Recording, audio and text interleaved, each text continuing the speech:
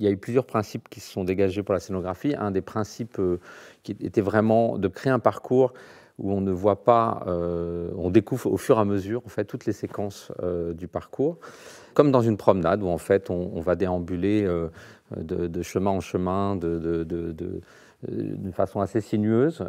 Donc la scénographie reflète vraiment cette idée de promenade, de façon à ce qu'il n'y ait aucune sensation de monotonie et surtout voilà, de réserver des surprises de salle en salle.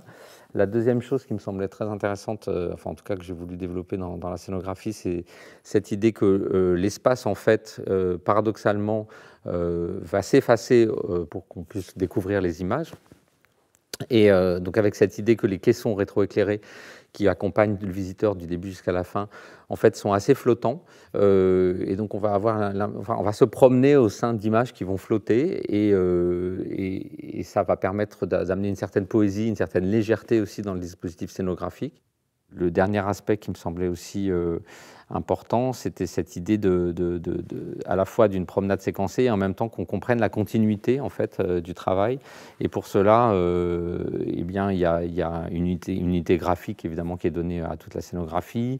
Finalement, il y a une simplicité dans le langage scénographique qui fait que on n'a pas de décor, on n'est pas dans quelque chose on a une unité du langage qui va accompagner le visiteur et qui lui permet d'appréhender de façon la plus simple possible, on va dire, et la plus sensible possible le parcours.